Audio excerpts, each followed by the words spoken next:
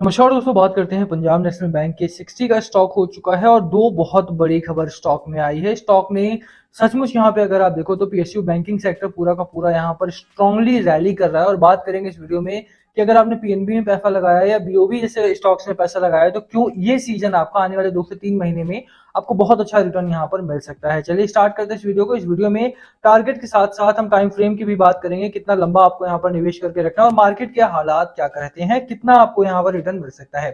चलिए स्टार्ट करते हैं इस वीडियो को। पर उससे पहले अगर आप चैनल पे नए हो तो प्लीज चैनल को सब्सक्राइब कर दो, हिट बेल आइकन, ताकि आपको नोटिफिकेशन मिल सके।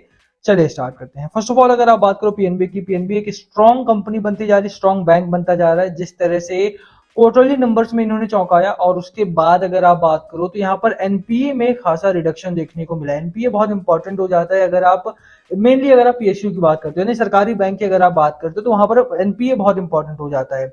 अगर एनपीए आपका कम है इसका मतलब है कि बाजार में आने वाले दिनों में इस स्टॉक में कम से कम एक अच्छी रैली आप एक्सपेक्ट करके चल सकते हो। नीचे की तरफ मैं आपको एनपीए दिखा देता हूं एक बार, उसके बाद मेन खबर पर भी लेकर के चलूंगा मैं आपको।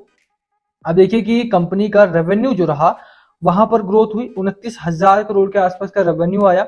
साथ में मार्जिन में स्टेबिलिटी है, 23% का मार्जिन है। लास्ट टाइम में मैंने आपको बताया था कि कंपनी अगर आपको ग्रो करना है, इस पीएनबी की अगर स्पेसिफिकली बात करो तो ओपेक्स को लेकर के चर्चा जारी थी कि ओपेक्स में यहाँ पर थोड़ा सा रिडक्शन करना पड़ेगा। जो ऑपरेटिंग कॉस्ट लगता है इस कंपनी का उसको थोड़ा कम करना पड़ेगा, so that they can increase this operating profit margin. अगर ऑपरेटिंग प्रॉफिट मार्जिन को बढ़ाया जाता है, ओपेक्स को रिड्यूस किया जाता है, तो वहां से प्रॉफिटेबिलिटी में एक अच्छा खासा तेजी देखने को मिल जाएगी आपको। निचले लेवल पे अगर आप बात करो, प्रॉफिट अभी भी अच्छा है, 1350 करोड़ के आसपास का नेट प्रॉफिट कंपनी ने अनाउंस करा। क्वार्टर ऑन क्वार्टर अगर आप देखोगे थोड़ा सा कम हुआ है, बट अगर आप ईयर ऑन ईयर बात करो तो यहाँ से ईयर ऑन ईयर अगर आप देखते हो तो काफी अच्छी तेजी यहाँ पर बनी है। और मुझे लगता है कि आने वाले 3 महीने में जो अगला क्वार्टर होगा, यानी क्वार्टर 2 की अगर आप बात करो तो वो भी बहुत गजब का होने वाला है। दो रीजन है उसके, मेनली हम उसकी चर्चा यहाँ पर करेंगे। आप देखिए जैसे मैंने एनपीए की बात की, 2% के आसपास का नेट एनपीए यहाँ पर रह चुका है मात्र बस। तो एनपीए में भी कंपनी ने काफी काम किया है। चार्ट की जहां तक मैंने बात की थी आपसे, एक ब्रेकआउट पॉइंट आपको देखने को मिला था, अभी भी ब्रेकआउट के ऊपर ट्रेड कर रहा है, तो घबराने वाली बात नहीं। प्रॉब्लम कब हुई? प्रॉब्लम हुई जब बाजार में एनएससी में या बीएसई में बुरी तरह से गिरावट आपको देखने को मिली। एफआईआई ने लगभग 35,000 करोड़ के आसपास का माल पिछले हफ्ते में बेचा है और बहुत भारी भरकम यहाँ पे बिकवाली देखने को मिली। तो ओवरऑल अगर आप देखोगे तो बाजार में अगर इतनी बिकवाली होगी, इतना सेलिंग प्रेशर अगर बनेगा तो प्रॉब्लम्स तो बाजार में आएंगे। और डीआईआई ने हालांकि अच्छा खासा सपोर्ट किया, डीआईआई ने अच्छी खासी बाइंग की यहाँ पे, साथ में रिटेल ने यहाँ पे अच्छी खासी बाइंग की। और मेरा मानना है कि जब बाजार आपका रेड में जाता है ना, वो आपके लिए एक मौका होता है खरीदारी करने का। जो अच्छे स्टॉक होते हैं, जो स्ट्रॉन्ग कंपनी होती है, वो आपको डिस्काउंट पे मिलती है और उसी डिस्काउंट का आपको फायदा लेना होता है। लेट्स से कि टाटा मोटर्स की आप बात करो, टाटा मोटर्स जब 200 का मिल रहा था तब किसी ने नहीं बाय किया, अब 600 का हो गया है, सभी उसको बाय करना चाहते हैं। और 600 पर भी अगर आप बाय कर लेते हो ना तो 1300 होने से पहले आपको बहुत अच्छा यहाँ पर प्राइस मिल रहा है। जब 1300 का हो जाएगा उसके बाद भी आपको बाय करना रहेगा, तो अच्छा प्राइस अच्छा स्टॉक जब भी आपको मिलता है, मुझे लगता है डिस्काउंट पे मिलता है, तो आपको तुरंत यहाँ पर बाय कर लेना चाहिए। टाटा एमटीआर डीवीआर के बाद टाटा मोटर्स का यहाँ पर मर्जर भी है, तो उससे भी बड़ी खबर आपको आएगी और 600 से 800 का स्टॉक होने में टाइम नहीं लगेगा। वही चीज यहाँ पर भी है, ये स्टॉक इस समय आपको 60 रुपए का मिल रहा है। बड़ी खबर ये है कि कंपनी पीएसयू की जहां तक बात की जाए तो पीएसयू आपको अच्छा खासा प्रॉफिट दे रही है। मैंने आपको सबसे पहले इसी वजह से जो पीएनबी का प्रॉफिट था वो मैंने आपको दिखाया कि 23,000 करोड़ के आसपास का यहाँ पर रेवेन्यू जनरेट किया है, 1300 साढ़े 1300 करोड़ के आसपास का यहाँ पर आपका अच्छा खासा प्रॉफिट है कंपनी का। उसके बाद भी अगर आप देखो तो पीएसयू बैंकिंग को लेकर के चर्चा जारी रहती है। पिछले अगर आप 2 से 3 क्वार्टर की बात करोगे तो कोई खास नंबर्स यहाँ पर नहीं आए थे, कोई खास रैली यहाँ पर अभी तक नहीं आई, बट अब रैली आने की उम्मीद है। बड़ी खबर क्या है? बड़ी खबर यह है कि पब्लिक सेक्टर बैंक जो है आपके है once again posted stellar performance by registering more than double profit. सभी बैंक्स ने ओवरऑल थ्रू आउट द, अगर आप पीएसबी देखोगे तो वहां पर सभी ने डबल प्रॉफिट से भी ज्यादा अनाउंस किया। इस क्वार्टर में अगर आप देखो तो पब्लिक सेक्टर बैंक जो सबसे बड़े 12 बैंक है उन्होंने 34,000 करोड़ का यहाँ पर प्रॉफिट दिया है, 34,775 करोड़ के आसपास का प्रॉफिट दिया। अब इसका इंप्लीकेशन क्या है हम उसकी बात करेंगे यहाँ पे, ठीक है। State bank had recorded a total profit of 15,306 crore का according to quarterly numbers publish by public sector lender.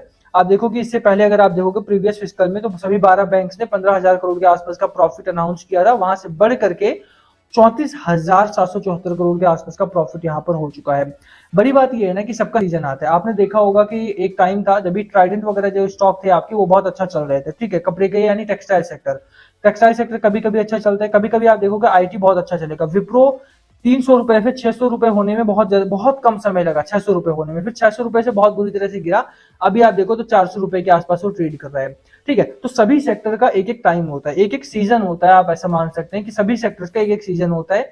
Agriculture जो सेक्टर है आपका, वो मानसून सीजन में अच्छा चल जाता है। बैंकिंग सेक्टर जब अपना रिजल्ट पोस्ट करते हैं इस टाइम पर मेनली, बेसिकली अगर आप फरवरी का जब बजट आता है, बजट के बाद अगर आप देखो तो पीएसबी चलते हैं, वही टाइम इस समय पर है। और इसी वजह से अगर आप पिछले भी दिनों देखो तो इस स्टॉक में भी, यानी अगर आप पीएनबी की भी बात करो तो वॉल्यूम बहुत तगड़ा है, वॉल्यूम बहुत अच्छा है।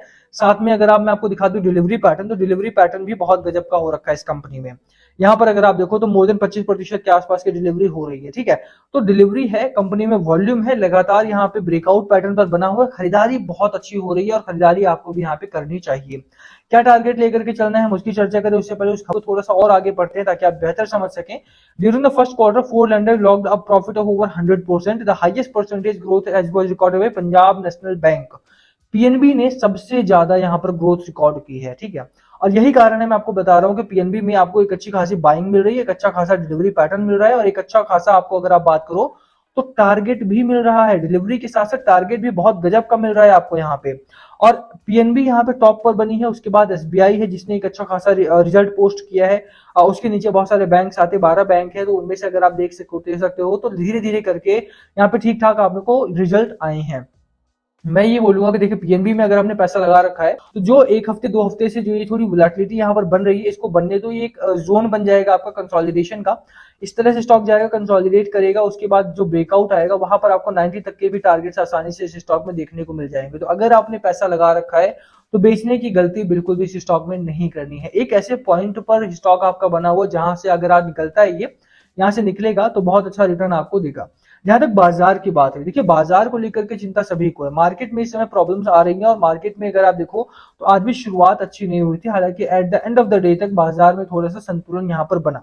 गैम्बलिंग की तरह अगर आप स्टॉक मार्केट को करोगे ना तो फिर प्रॉब्लम है। लॉन्गर पीरियड के लिए आप बाय करो, शॉर्टर पीरियड के लिए आप बाय करो, आप स्विंग ट्रेड करो, सभी के लिए ये कंपनी अच्छी है। स्विंग ट्रेडिंग के लिए भी अच्छी है, जैसे मैंने बोला 1 से 2 महीने भी अगर आप पैसा लगाते हो ना तो बहुत गजब का रिटर्न आपको यहाँ पर मिल जाएगा। अभी अभी ब्रेकआउट है, कंसोलिडेट कर रहा है, कंसोलिडेट करके जब भी 64 का ब्रेकआउट देगा ना उसके बाद आपको यहाँ पे एक अच्छा खासा रिटर्न मिलेगा, और उसी का वेट आपको करना चाहिए। यहाँ पे ब्रेकआउट पॉइंट पर है, ब्रेकआउट एक दे चुका है आपको। आप देखो कि यहाँ पर लेवल पर था लगभग अक्टूबर के आसपास में, 6 मंथ के आसपास का यहाँ पर ब्रेकआउट है, मल्टी मंथ ब्रेकआउट यहाँ पर मिला है। तो बिल्कुल मुझे लगता है कि हाइयर लेवल पर स्टॉक है।